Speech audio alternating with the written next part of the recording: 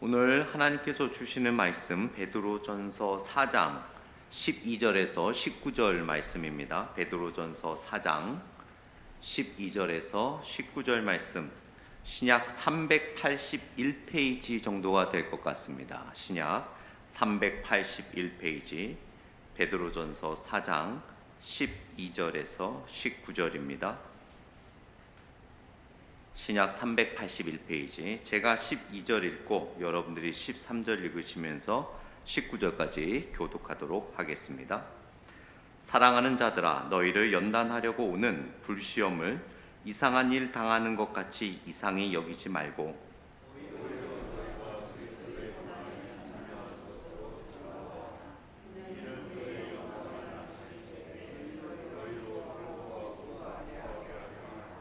너희가 그리스도의 이름으로 치욕을 당하면 복 있는 자로다. 영광의 영 곧 하나님의 영이 너희 위에 계심이라.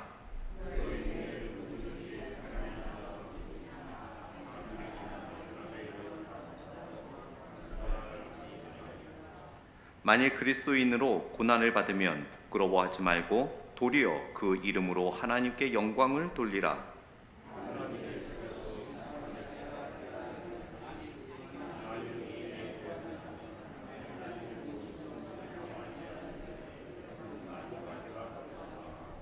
또 의인이 겨우 구원을 받으면 경건하지 아니한 자와 죄인은 어디에 서리요? 그러므로 하나님의 뜻대로 고난을 받는 자들은 또한 선을 행하는 가운데에 그 영혼을 미쁘신 창조주께 의탁할지어다. 아멘. 우리 시간의 본문을 가지고 서요셉 목사님께서 고난 가운데 영광스러운 소망이라는 제목으로 말씀 전해 주시겠습니다.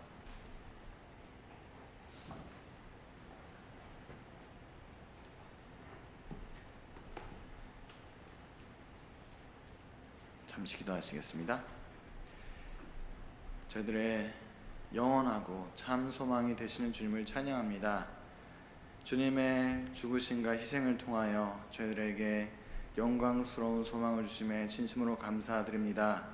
저희가 소망을 품고 이 시간 이 자리에 모여서 주님을 경배하고 예배드립니다. 하나님, 이 시간 선포되어지는 말씀 가운데 주님께서 역사해 주시고 저희들에게 말씀하여 주시옵소서.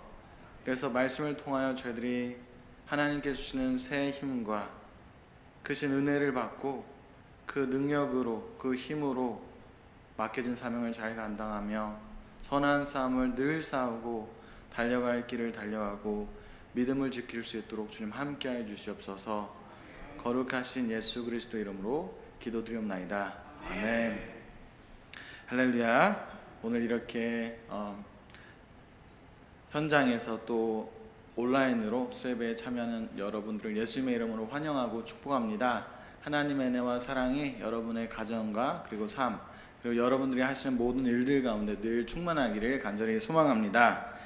제가 신학교를 다닐 때 성경 공부를 함께 해온 그런 여러 학생들이 있었습니다. 제가 성경 공부를 인도했었고요.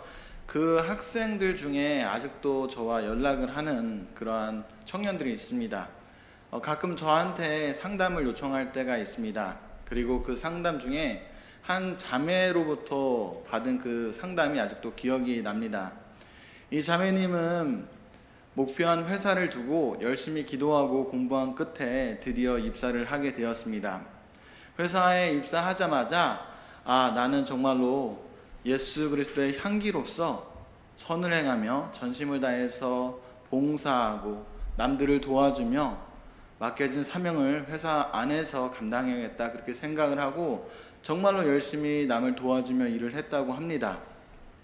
그리고 늘 기도하며, 그리고 회사 사람들이 모여서 상사들을 욕하고 또 죄를 지는 자리에 언제나 피해 있었다고 합니다. 그리고 늘 소망을 품으며 하나님께서 나를 통해서 역사해 주시겠지, 나를 통해서 이 사람들을 구원의 길로 인도해 주시겠지라고 생각을 했다고 합니다. 그리고 시간이 지났습니다. 이 자매님에게 어떠한 일이 일어나게 되었을까요? 이 자매님은 회사에서 왕따를 당하게 되었습니다. 어느 누구도 이 자매님과 함께 식사를 하고 싶지 않다고 합니다. 그리고 종종 회사에서 여러 사원들을 통해서 왜 이렇게 해도 이 회사를 떠나지 않냐고 이런 얘기를 계속 듣는다고 합니다. 이 자매님이 하루는 이제 쉬고 있는데요. 그 상사 한 분이 이 자매님한테 찾아왔다고 합니다. 그래서 자매님한테 이렇게 얘기했대요. 경재 씨 얘기 좀 해요. 제가 사실 기독교인인데 경재 씨에게 해줄 말이 있습니다 하고 얘기를 했다고 합니다. 그 상사가 이렇게 얘기했대요. 경재 씨가 기독교인으로서 말씀 가운데 사는 건 잘 아는데 교회는 교회고 사회는 사회입니다. 경재 씨가 이거를 구별을 못하고 자꾸 교회에서처럼 사회에서 그렇게 지내면 경재 씨는 지금처럼 왕따 당하다가 회사에 쫓겨나게 될 거예요. 저도 사실 예전에는 회사에 와서 경재 씨처럼 남들과 죄 안 짓고 말씀대로 살아가고 순종했습니다. 근데 저도 경재 씨처럼 똑같이 왕따를 당하고 그 회사로부터 미움을 받았다고 합니다. 그러면서 이제 이 자매님이 얘기하는 거예요. 제가 비록 그렇게 미움을 받았지만 나중에 제가 그 사회와 교회에서의 삶을 구별하지 못하는 것, 그게 잘못됐다는 것을 깨닫고 회사 사람들이 함께 할 때 같이 그러한 자리도 참여를 하고 그리고 이제 세상에서 사는 것처럼 그렇게 세상 사람들처럼 살았다고 합니다. 그래서 이 자매님의 그 상사의 핵심이 뭐냐면요, 여기는 회사라는 거예요. 교회가 아니라는 겁니다. 그러니까 더 이상 그렇게 살지 말라는 거예요. 같은 기독교인으로서 너무나 불쌍하고 안타까워서 그렇게 말을 한다고 합니다. 이 자매님이 상사한테 이런 말을 듣고 너무나 좀 충격을 받은 것 같아요. 그래서 저한테 연락을 하였다고 합니다. 자기가 평생 믿었고 배워왔던 예수님을 따르는 삶이 그게 옳은 것인지, 그리고 자신이 잘못된 삶을 사는 것인지 잘 모르겠다고 합니다. 사람들이 성경 말씀대로 살려고 노력하는 자신을 보고 비웃으며 욕할 때 자신이 혹여나 자신의 삶으로 예수님의 영광을 가리는 것이 아닌가 싶어서 마음이 아프다고 울면서 저한테 전화를 합니다. 그때 저는 이렇게 말해 주었습니다. 경재씨 참으로 마음이 아픕니다. 그렇지만 힘내세요. 그리고 그 회사 상사 말 듣지 마세요. 성경은 우리에게 분명히 말하고 있습니다. 예수님을 따르면 반드시 우리에게 고난과 핍박이 온다고요. 왜냐하면 예수님께서 핍박을 받으셨잖아요. 그래서 우리도 십자가를 지고 그 길을 가야 해요. 힘들고 지쳐도 정말 괴로워도 우리는 포기하면 안 돼요. 세상과 절대로 타협하지 마세요. 이것은 하나님의 뜻이 아닙니다. 어떤 일이 있더라도 우리는 세상 가운데 구별된 하나님의 자녀로서의 삶을 살아야 합니다. 지금 이 고난이 힘들고 괴로워도 힘내세요. 왜냐하면 예수님께서 우리와 함께 하시잖아요. 그리고 우리는 영원한 영광스러운 소망이 있잖아요. 정말로 아름다운 하늘나라에서 우리가 사랑하는 예수님과 그분과 함께 만나서 근심과 슬픔과 괴로움이 없는 행복한 천국에서 영원히 주님을 찬양하며 사는 소망이 있잖아요. 그러니 힘내세요라고 말을 해주었습니다. 세상에 오셔서 고통받으신 예수님을 따르는 우리들은 이 땅을 살면서 여러 가지 핍박과 고통을 받습니다.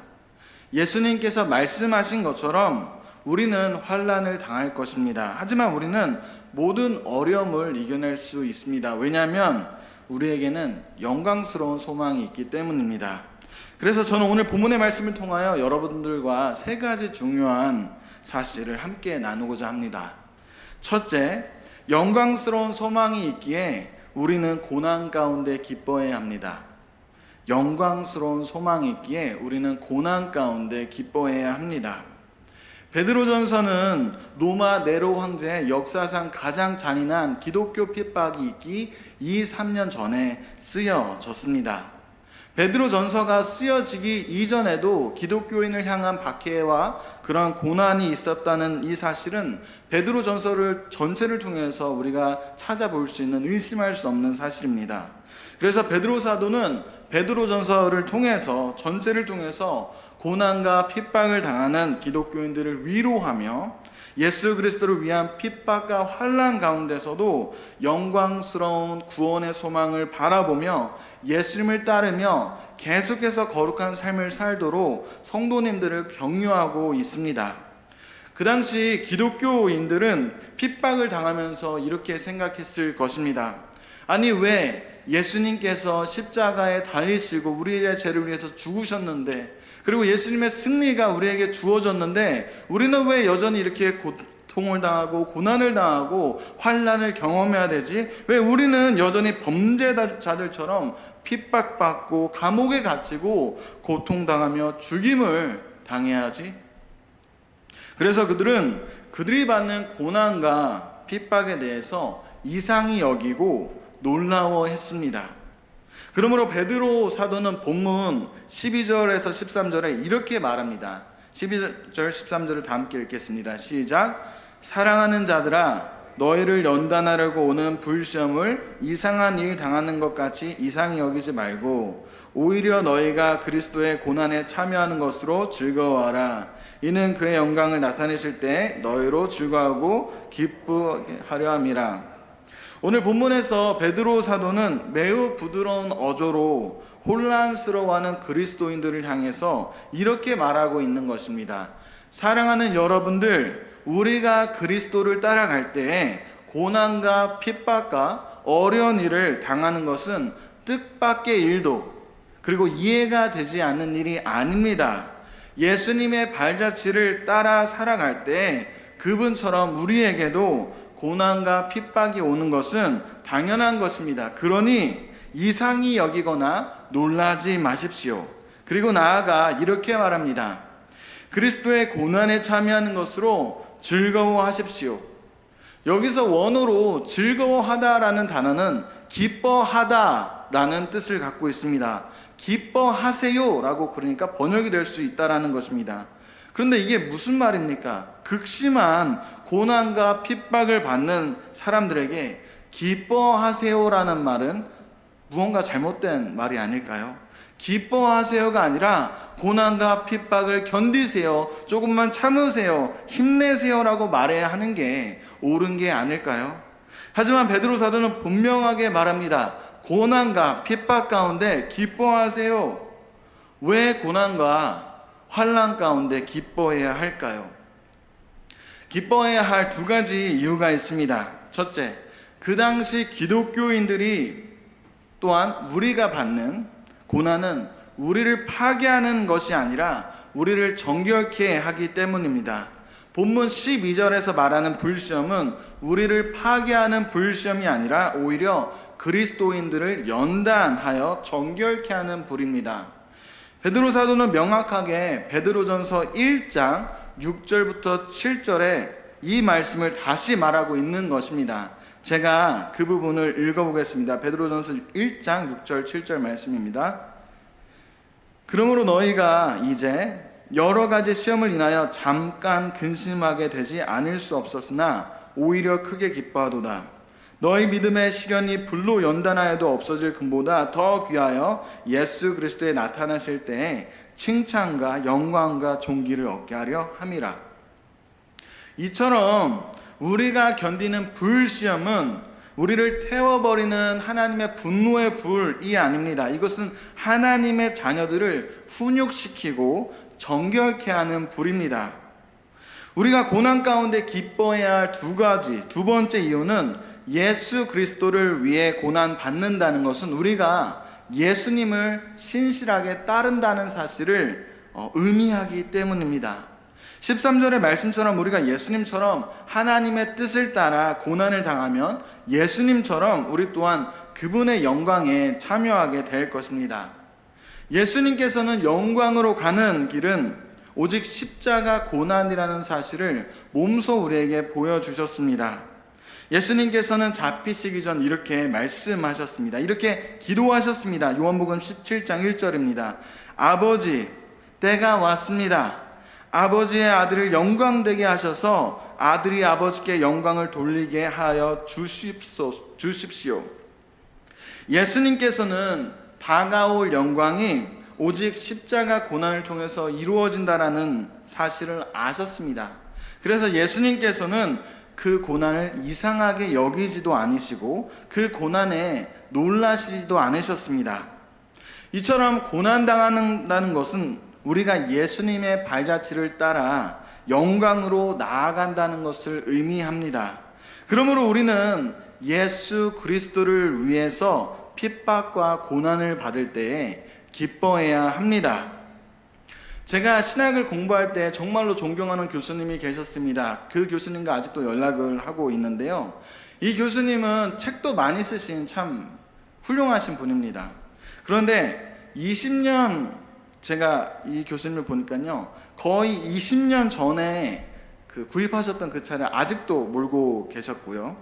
그리고 되게 맨날 똑같이 입은 옷을 계속 입고 다니셨습니다. 그래서 저는 처음에 이해가 안 됐습니다. 그렇게 돈도 많이 버시는 분이 왜 이렇게 가난하게 사실까?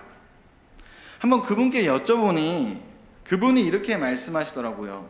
그분이 방학 때마다 중국과 북한 그 경계에서 목숨을 걸고 선교를 하시는데요. 그 19년 전의 일이에요. 북한에서 탈북한 사람이 중국에 붙잡혀서 감옥에 갇히면 그 한 사람을 빼내오는데 500만 원이 든대요. 그래서 자신이 번 모든 돈으로 계속 북한에서 나와가지고 중국에 붙잡힌 사람들, 그 탈북자들을 그렇게 한국으로 이렇게 인도하셨다고 합니다. 실제로 그 교수님은 많은 북한 분들을 한국으로 이렇게 인도해 주셨어요. 하루는 저와 함께 호주에서 사역을 했던 독일 친구가 한국에 놀러 왔습니다. 그리고 선교에 관심이 많았던 그 친구에게 제가 평소에 그 교수님에 대한 이야기를 해줬어요. 그래서 이 친구는 한국에 오자마자 이 교수님과 대화를 하고 싶었습니다. 그래서 이 친구가 도착하자마자 저는 교수님과 연락을 해서 자리를 마련하게 되었습니다. 제 앞에는 북한 탈북민이 있었고요. 탈북민 옆에는 교수님이 앉아 계셨고요. 교수님 바로 앞에는 제 독일 친구가 앉아 있었습니다. 제 친구는 영어와 독일어를 섞어가면서 교수님께 물어봅니다. 그 교수님은 독일 그 신학교 출신이었어요. 제 친구가 이렇게 말합니다. 교수님, 앞으로 삶의 목표가 무엇입니까? 교수님이 말합니다. 제 삶의 목표는 북한으로 선교를 가는 것입니다. 제 아내가 곧 서울대 교수를 할 것이기에 평양대에서 교수를 할 수가 있고, 그러면 그 명분으로 우리 둘 다 북한에 갈 수 있습니다. 그래서 그곳에서 복음을 전하는 것이 저의 소원입니다. 제 친구가 다시 묻습니다. 거기서 복음을 전하는 것은 굉장히 위험한 일이 아닌가요? 교수님 잘못하면 교수님 생명을 잃게 될 수도 있습니다. 그래도 그걸 원하시나요? 그 교수님은 제가 탈북민과 대화한다라고 생각을 하시면서 그 친구에게 이렇게 얘기를 하시더라고요. 요셉이에게는 얘기하지 말아주세요. 아마도 제가 걱정할까봐 그렇게 말씀하신 것 같습니다. 그러면서 이렇게 말씀하셨습니다. 저는 아직도 이분이 그 환한 미소를 지으면서 하셨던 그 말씀, 기쁨에 가득 찬 그 목소리를 잊을 수 없습니다. That's my dream. 그게 제 꿈입니다. 저는 전철을 타고 집으로 오면서 순교자적 신앙을 가진 교수님의 신앙과 복음을 위해 받는 고난에 대해 기뻐한다는 사실에 너무나 큰 도전을 받았고, 단 한 번도 그런 마음을 품지 못했던 제 자신에 대해 하나님께 눈물로 회개하였습니다. 그리고 생각했습니다. 어떻게 그렇게 많은 꿈 중에 순교가 꿈일까? 도대체 왜? 어떻게? 그렇게 기쁨이 넘치는 목소리로 그런 말을 할 수 있을까? 그 교수님은 영원한 나라의 상급을 바라보며 부활의 영광스러운 소망을 품고 있었습니다. 그렇기에 중국과 북한 경계에서 목숨을 걸고 복음을 전하며 핍박을 받고 고통을 당하는 순간에도, 그리고 그리스도를 위해 받는 고난뿐만 아니라 순교를 삶의 목표를 두고도 기쁨이 넘치는 삶을 살 수 있었습니다. 우리가 주님을 따라갈 때 삶의 어려움과 핍박과 환난을 경험하는 것은 당연한 것입니다. 요한복음 15장 18절 20절에서 예수님께서는 어둠에 속한 이 세상은 빛에 속해 있는 우리들을 미워하기 때문에 우리를 핍박할 것이라고 말씀하십니다. 이외에도 성경은 계속해서 우리에게 주님을 따르는 기독교인들은 어려움과 핍박을 받게 될 것이라고 분명하게 말하고 있습니다. 주님을 위해 받는 핍박과 고난은 초대교회 그 시대 때 살았던 주님의 자녀들 뿐만 아니라 현재 이 시대에 살고 있는 믿는 자들에게도, 우리들에게도 일어나고 있습니다. 핍박과 어려움은 예수님을 믿고 따른다는 이유로 받는 불이익이나 작은 조롱이나 모욕이나 그런 차별이 될 수 있습니다. 예전 캐나다에서 제가 사역을 할 때 청소년들에게 공과 공부를 하고 있는데요, 제가 예수님을 따르기로 결심한 뒤에 어떤 좋은 일이 있었냐고, 또 어떤 힘든 일이 있었냐고 물어보니까 한 학생이 이렇게 대답을 하더라고요. 목사님, 저는 힘든 일이 생겼습니다.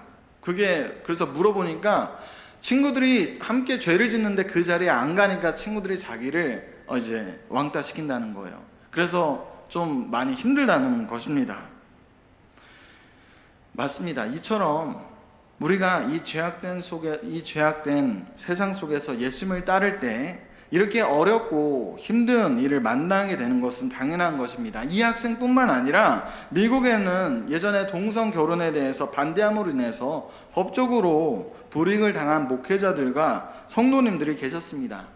또한 핍박과 어려움은 예수님을 따르며 받게 되는 삶의 어려움이 될 수도 있습니다.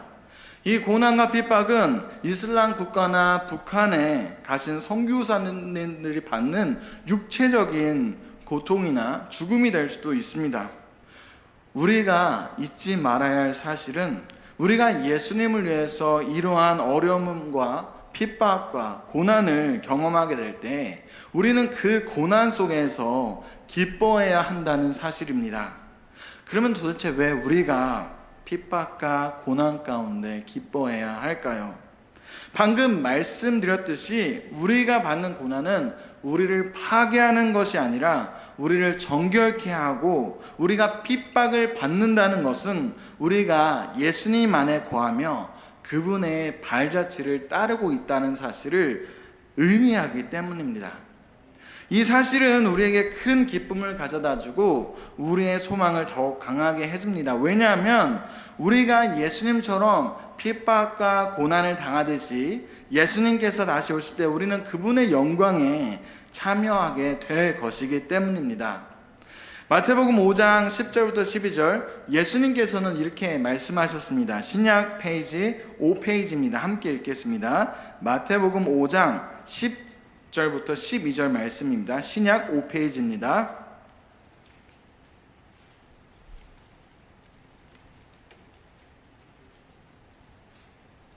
한 목소리로 읽겠습니다. 시작. 의를 위하여 박해를 받는 자는 복이 있나니 천국이 그들의 것임이라. 나로 말미암아 너희를 욕하고 박해하고 거짓으로 너희를 거슬러 모든 악한 말을 할 때에는 너희에게 복이 있나니 기뻐하고 즐거워하라. 하늘에서 너희의 상이 큼이라. 너희 전에 있던 선지자들도 이같이 박해하였느니라. 아멘.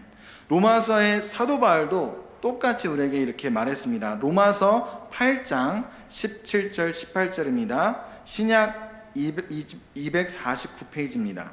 로마서 8장 17절부터 18절입니다. 신약 249페이지입니다. 함께 읽겠습니다. 시작. 자녀이면 또한 상속자 곧 하나님의 상속자요 그리스도와 함께한 상속자니 우리가 그와 함께 영광을 받기 위하여 고난도 함께 받아야 할 것이니라. 생각하건대 현재 고난은 장차 우리에게 나타날 영광과 비교할 수 없도다. 아멘. 사랑하는 성도 여러분, 우리가 그리스도를 위해 받는 고난이 때때로 매우 고통스럽고 크다고 느껴질 수도 있습니다. 하지만 우리가 받는 고난과 핍박이 아무리 크다고 할지라도 우리가 가진, 그리고 우리가 받게 될 그 영광스러운 소망에 비교하면 지금의 고난과 어려움과 핍박은 아무것도 아닙니다.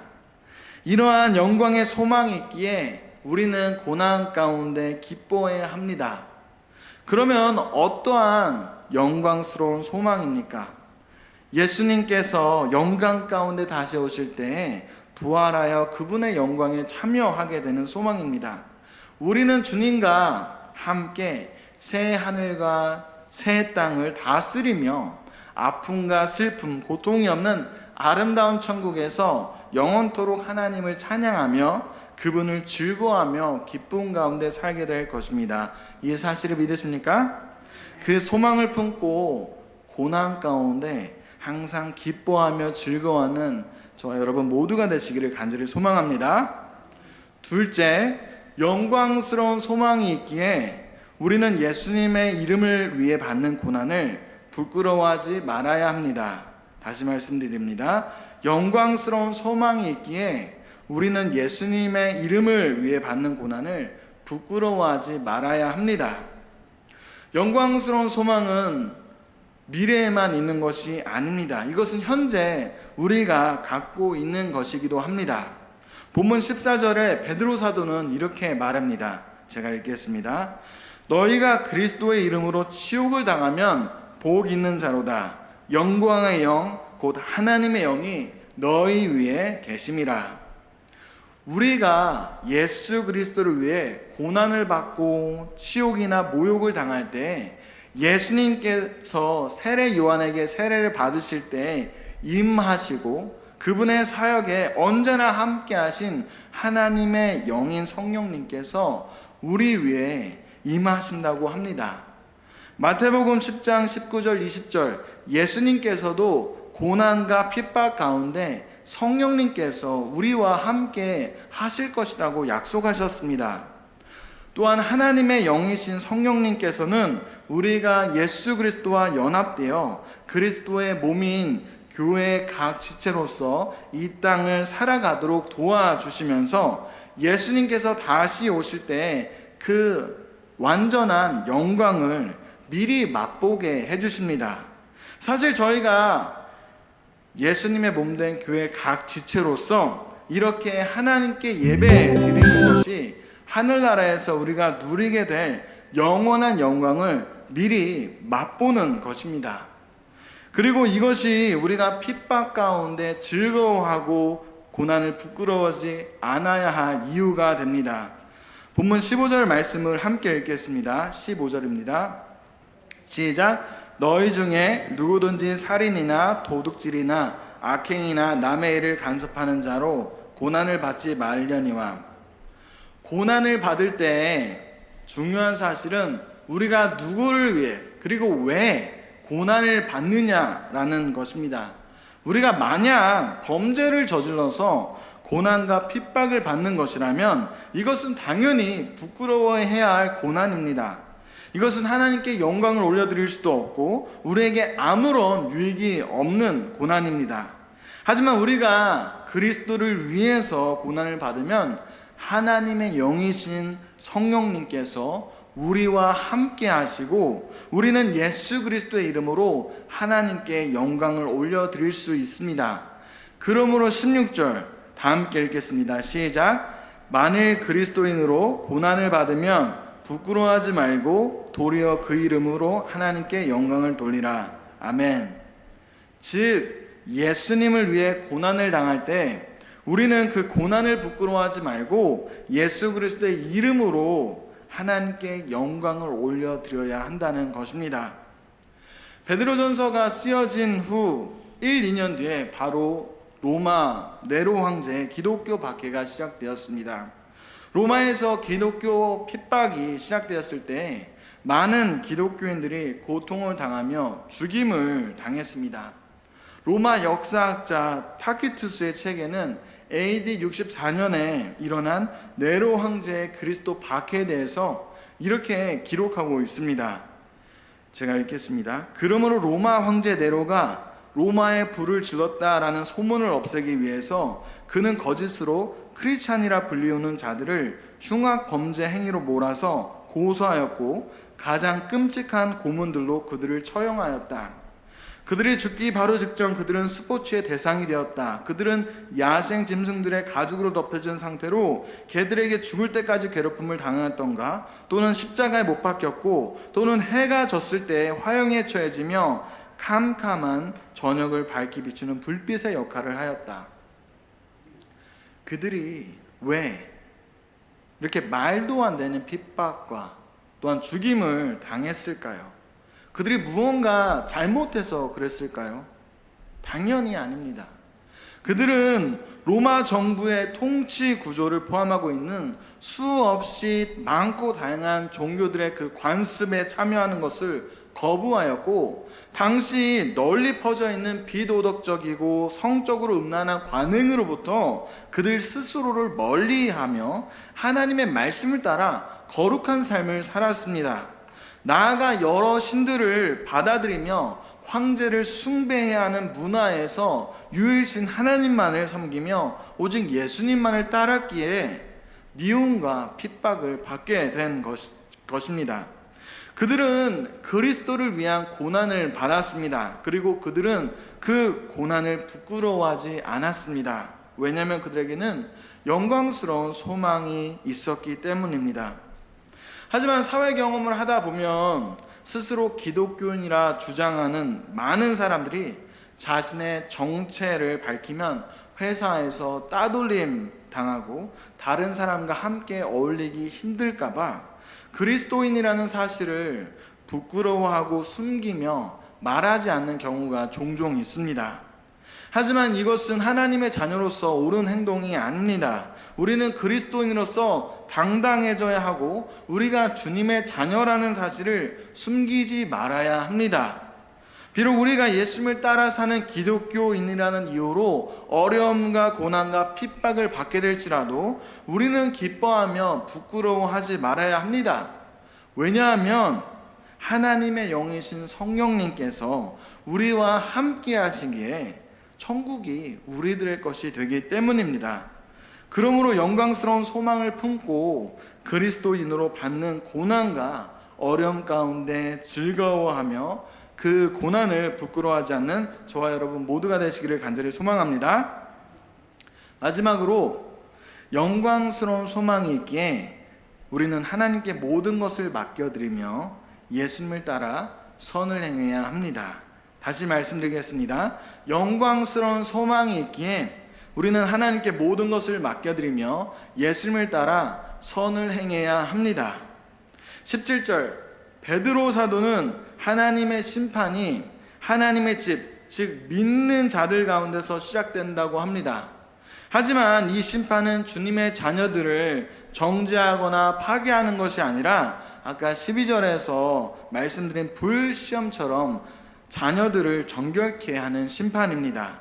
그래서 하나님의 집이 예수 그리스도께서 다시 오실 때 완전히 준비되어지고 예수 그리스도의 영광이 드러날 때 그 영광에 참여하기 위함입니다. 18절을 함께 읽겠습니다. 시작.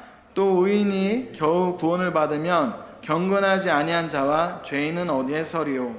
이 말씀은 만약 주님의 자녀들조차도 그들의 믿음을 포기하도록 유혹받는 이러한 괴로운 고난을 견뎌야만 한다면 마지막 심판 때에 복음을 거부한 사람들은 얼마나 더 어렵겠습니까? 라는 말입니다. 여기서 사도 바울은 믿지 않는 자의 멸망에 집중해서 말하는 것이 아니라 신실한 기독교인들에게 고난과 핍박 가운데서도 영광스러운 소망을 갖고 승리하는 삶을 살도록 용기를 주고 있는 것입니다. 19절을 함께 읽겠습니다. 시작. 그러므로 하나님의 뜻대로 고난을 받은 자들은 또한 선을 행하는 가운데 그 영혼을 미쁘신 창조주께 의탁할지어다. 즉 베드로 사도는 우리에게 고난과 핍박 속에서도 하나님께 모든 것을 맡겨드리며 예수님을 따라 선을 행하며 살아가야 한다고 말하고 있습니다. 사랑의 원저탄 손양한 목사님에 대해서 아시나요? 아마 다 아실 것 같습니다. 1948년 여수 사건 때 손양한 목사님의 두 아들은 공산주의자에 의해서 잔인하게 살해당했습니다. 나중에 사랑스러운 두 아들을 살해한 그 공산주의자는 붙잡히게 되었고 사형을 판결받게 되었습니다. 손양한 목사님은 이에 관한 소식을 들은 뒤에 그의 두 아들을 살해한 공산주의자를 자신의 양자로 삼기로 결정하였습니다. 손양원 목사님의 딸 손동희 권사님이 쓴 책 나의 아버지 손양원 목사에서 나온 내용을 제가 잠시 읽어드리겠습니다. 손양원 목사님이 말합니다. 두 오빠는 천국에 갔으나 두 오빠를 죽인 자는 지옥에 갈 것이 분명한데 내 전도하는 자로서 지옥 가는 그를 보고만 있으란 말이냐. 그러면서 빨리 순천으로 가서 그를 용서한다는 말을 전해서 사형되지 않도록 살려내라고 호령하였다. 손양원 목사님의 딸은 울면서 이렇게 말합니다. 아버지, 생각해 보세요. 용서하면 용서했지 아들 삼겠다는 것은 또 뭡니까?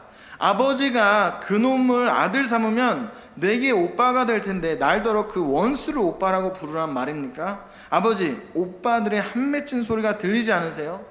아버지, 이렇게까지 하지 않으면 예수를 못 믿는 것입니까? 하늘 아래 이런 일은 있을 수 없는 일입니다. 아버지, 제발 이러지 마세요. 손 목사님은 딸에게 말합니다. 동희야, 성경 말씀에는 분명히 원수를 사랑하라고 하였다. 용서만 가지고는 안 된다. 그 학생을 살려주는 것만으로 부족하다는 뜻이다. 원수를 사랑하라고 했으니 사랑하기 위해 아들을 삼아야 한다.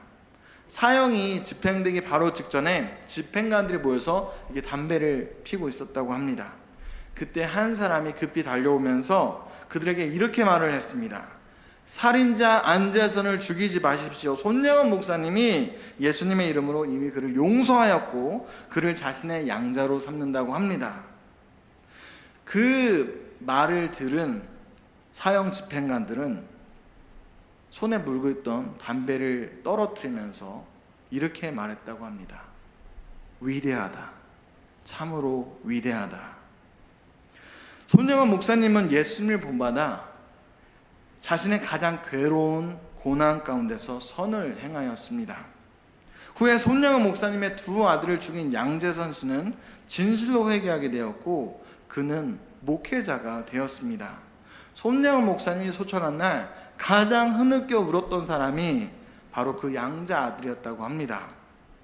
그 외에도 수많은 사람들은 어떠한 상황과 환경 속에서도 예수님을 본받은 손양원 목사님의 사랑의 실천을 통해서 예수님을 구주로 영접하게 되었습니다. 이처럼 예수님을 믿는 사람들은 영광스러운 소망을 갖고 살기에 하나님께 모든 것을 맡겨드리며 고난과 핍박 속에서도 선을 행하며 예수님의 발자취를 따라가야 합니다. 마태복음 5장 44절 45절의 말씀처럼 원수를 사랑하고 너희를 박해하는 자들을 위하여 기도하라 하였기에 우리는 원수를 사랑하고 우리를 박해하는 자들을 위해서 기도하는 것입니다. 베드로전서 3장 9절의 말씀처럼 악을 악으로 욕을 욕으로 갚지 말고 도리어 복을 빌라 하셨기에 우리는 우리를 욕하고 저주하는 자들을 위해 기도하며 복을 비는 것입니다. 성경은 우리에게 고난 가운데 영광스러운 소망을 갖고 예수님을 따르며 선을 행하라고 말합니다. 왜요? 예수님께서 그렇게 사셨기 때문입니다. 또한 고난과 핍박은 우리가 예수 그리스도의 사랑을 나타낼 수 있는 좋은 기회가 되고 우리가 그리스도를 위해서 핍박받고 고난받는 가운데 선을 행함으로 더 많은 사람들을 주의 품으로 이끌 수 있기 때문입니다. 물론 하나님께 모든 것을 맡겨드리며 고난 가운데 선을 행하며 사는 것은 참으로 어려운 일입니다. 하지만 우리가 예수님 안에서 얻게 될 그 영원한 영광스러운 소망을 진실로 믿고 그 소망 가운데 살게 된다면 우리는 고난 가운데에서도 성령 하나님의 능력으로 기쁨 가운데 선을 행하며 살아갈 수 있습니다. 사랑하는 성도 여러분, 제가 두 가지 질문을 드리겠습니다. 여러분은 영광스러운 소망을 갖고 계신가요? 단 한 번이라도 영광스러운 소망을 가슴에 깊이 품으신 적이 있으신가요? 믿음과 소망과 사랑 중에 그 중에 제일은 사랑이라는 이 말씀은 불신자를 포함한 모든 사람들이 아는 말씀입니다. 하지만 너무나도 슬프게도 많은 사람들이 이 말씀을 오해하고 사랑만 지나치게 강조한 나머지 소망의 중요성을 무시하는 한 채 살아가는 경우가 굉장히 많이 있습니다. 하지만 우리에게 소망이 없다면 어떻게 될까요? 만약 우리에게 소망이 있다면 우리가 예수님을 따라갈 수 있을까요? 우리에게 소망이 없다면 우리는 예수님을 따라갈 수 없습니다. 우리에게 영광스러운 소망이 없다면 우리는 고난과 핍박 가운데 믿음을 지킬 수도 없고 예수님의 말씀을 따라 선을 행하며 남을 사랑할 수 없습니다. 우리가 걷고 있는 이 십자가의 길과 우리가 교회를 위해서 하는 모든 헌신과 희생은 무익하며 모두 헛된 일들이 될 것입니다. 고린도전서 15장 19절 사도 바울은 이렇게 말합니다. 제가 세번역 성경으로 읽겠습니다. 만일 그리스도 안에서 우리가 바라는 것이 헬라어 성경으로 보면요, 즉 소망하는 것이 이 세상에만 해당되는 것이라면 우리는 모든 사람 가운데서 가장 불쌍한 사람일 것입니다. 영광스러운 부활이 없다면, 천국이 없다면 우리가 상상할 수 있는 것보다 훨씬 더 아름다운 천국에서 예수 그리스도와 함께 사는 그 영광스러운 나라가 없다면, 그리고 빛나는 면류관과 상급이 없다면 그리스도를 위해 받는 고난과 핍박이 얼마나 불행하고 슬픈 일입니까? 만약 우리에게 그 영광스러운 소망이 없다면 우리가 예수 그리스도를 위해서 당하는 고난 가운데 감사하며 기뻐할 수 있겠습니까? 그 고난을 부끄러워하지 아니하고 하나님께 우리의 모든 것을 맡겨드리며 어떠한 상황 가운데서도 선을 행하며 살아갈 수 있겠습니까? 우리 가족을 죽인 원수를 사랑할 수 있겠습니까? 우리를 이유 없이 욕하고 핍박하고 비난하는 자들을 위해 기도하며 그들에게 복을 빌어줄 수 있겠습니까? 왜 우리가 이런 삶을 살아가야 합니까? 우리가 왜 힘든 상황 가운데서도 교회를 사랑하며 헌신해야 합니까? 왜 우리가 금같이 소중한 이 시간을 이 자리에 나와서 하나님의 말씀을 들어야 합니까? 왜 그럴까요? 우리가 품은 영광스러운 소망이 진실이기 때문입니다. 이것은 사실이기 때문입니다. 고린도전서 15장 12절부터 사도 바울이 계속 증거하는 말씀은 만약 예수님께서 부활하지 않으셨다라면 우리의 선포도 우리의 믿음도 우리가 주님을 위해 하는 모든 헌신과 희생과 모든 것들은 다 헛될 것이고 우리는 여전히 죄 가운데 있게 될 것입니다. 하지만 그가 20절 이렇게 말합니다. 그러나 예수 그리스도께서는 다시 살아나셨습니다. 부활하셔서 잠자는 자들의 첫 열매가 되셨습니다. 믿으십니까? 그렇기 때문에 영광스러운 우리의 소망은 결코 헛되지 않습니다. 우리가 받는 핍박과 고난도 이 십자가의 길도 주님을 위한 헌신과 희생도 결탄코 헛되지 않습니다. 우리는 부활하여 예수님의 영광에 반드시 참여하게 될 것입니다. 사랑하는 성도 여러분, 오늘 설교가 조금 무겁고 부담스럽게 들릴 수도 있을 것 같습니다. 여러분들 중에 몇 분은 이렇게 생각하실 수도 있을 것 같습니다.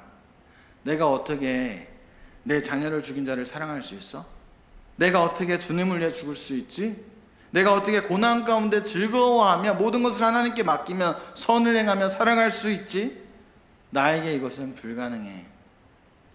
하지만 성경은 우리가 반드시 영광스러운 소망을 품으며 예수님을 따라 선을 행하며 살라고 분명히 말하고 있습니다. 우리가 그 소망을 믿고 그 영광스러운 소망을 가슴에 품고 살아갈 때 비록 우리는 이 땅에서 어려움과 고난을 받을지라도 고난과 핍박 가운데 즐거워하며 기뻐할 수 있고 고난을 부끄러워 아니하며 그 고난 가운데 하나님께 모든 것을 맡겨드리며 선을 행하며 예수님을 따라 살아갈 수 있게 될 것입니다. 초기 기독교인들은 박해를 당하는 동안 예수 그리스도의 재림에 대한 영광스러운 소망으로 힘을 얻고 핍박을 이기며 살았다고 합니다. 그래서 마라나타, 우리 주님 오시옵소서라는 말은 핍박받고 억압받는 초기 기독교인들이 유대인들이 사용했던 샬롬이라는 그 말을 대신해서 일반적인 인사말로 사용했다고 합니다. 즉 기독교인들이 만날 때마다 마라나타, 주 예수여 오시옵소서라고 인사를 했다라는 것입니다. 고난 가운데서도 영광스러운 그 소망을 품고 그것을 간절히 고대한 기독교인들. 비록 이 죄악된 세상은 자꾸 우리를 유혹하여 이 땅이 우리의 본향이라고 말하지만 우리의 본향은 이 땅이 아닙니다. 우리의 본향은 하늘나라입니다. 그 영광스러운 소망을 품으며 사시기를 간절히 소망합니다. 예수 그리스도를 위한 고난과 핍박과 어려움이 우리 삶에 언제 닥칠지 모릅니다. 아마 여기서 그 핍박과 고난을 당하고 계시는 분들도 계실 것 같습니다. 그러나 놀라지 마십시오. 오히려 고난 가운데 기뻐하십시오. 그리스도의 이름을 위해 핍박과 어려움 당하는 것을 부끄러워하지 마십시오. 하나님께 모든 것을 맡겨드리며 예수님을 끝까지 따르며 선을 행하십시오. 왜냐하면 우리에게는 영광스러운 소망이 있기 때문입니다.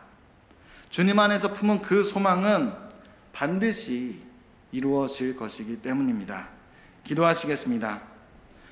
하나님, 항상 매 시간과 순간마다 주님께서 주신 그 영광스러운 소망을 품고 살아가기를 원합니다. 예수님처럼, 예수님의 제자들처럼, 초대교회 성도님들처럼 영광스러운 그 영원한 소망을 품으며 어떠한 어려움과 고난 속에서도 기뻐하고 즐거워하길 원합니다. 주님을 위해 받는 핍박과 어려움을 부끄러워하지 않고 하나님께 모든 것을 맡겨드리며 예수님의 발자취를 따라 어떠한 순간에도 선을 행하며 살아가길 원합니다. 주님, 저희와 함께하여 주시옵소서.